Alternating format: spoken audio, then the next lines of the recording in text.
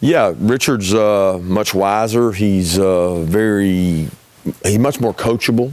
He understands that he's in pursuit of excellence, not perfection, and there's a difference. And I think that as he grows, he can help the younger players in that room realize that you're not going to be perfect, but we are in pursuit of excellence. And when a coach asks you something, challenges you, it's just to help you. And he's now much more receptive of that, and I think it's made him a lot better player. What's your expectations for Monty Waits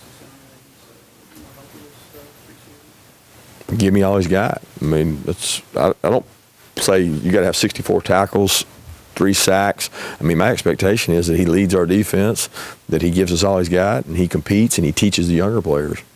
How much of a committee, I guess, are you comfortable with at linebacker? I know you kind of did that last year in assessing all these young players. Are you looking at that being more of a package deal? Or do you think it's going to depend on how the separation is. If there's a lot of separation, you won't see a package. If there's not much separation and it becomes an advantage for us to keep a fresh guy out there, then we'll play more. I mean, the bottom line is we want the best players on the field at the right time. And if somebody stands out, somebody's exceptional.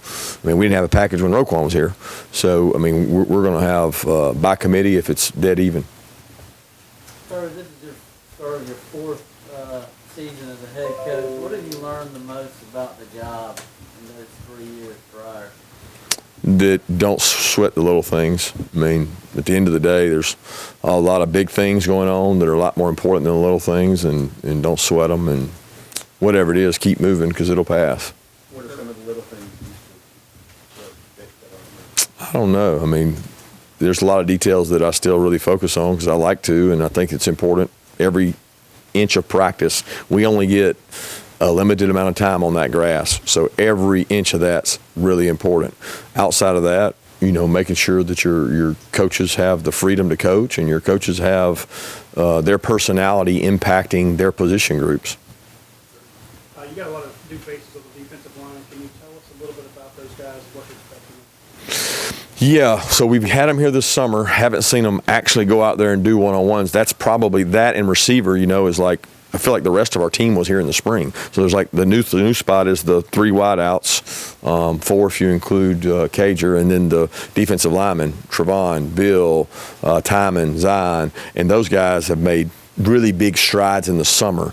But I don't go out there expecting these guys are going to be better than the veterans we have. We're going to have to identify quickly who has the potential by week 4, 5, 6 to pass up someone, because it's going to be hard for them to do that right away. So that's part of our job, is positioning the people that are getting on the bus. The bus is the group that goes to Vanderbilt, and putting them in the right seats. And we always talk about that. And I'm excited to see Bill, Zion, Timon, and Trevon help us. To what extent, I really won't have good judgment until we get through some practices. 2 more questions? Following up on Monty Waits, I mean, so whenever we get the chance to talk to him, I see he's got this stoic 2-point personality.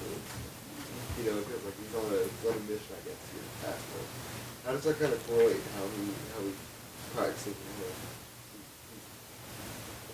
It's the exact same. I mean, Monty's a businessman when it comes to that. He's not cutting up, messing around at practice. He's very serious about what he does. He's got a purpose about him. That's what we knew about him in high school. His high school coaches were a really good high school program, and they said, this guy takes it serious. He buys in, he leads, and everything he did there, he's done for us. So we love the way he practices.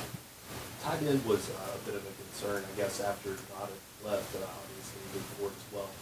You know, going in with the addition of Eli Wolf, John Fitzpatrick's a guy we've heard good things about this spring. How are you feeling about that position going into this game? Hard to answer that question, probably until we get a couple practices under our belt. Wolf has done a tremendous job, put up some really good numbers this summer, lifting, running, but we haven't done it on the grass with he and Brett, the new kid, and Fitzpatrick.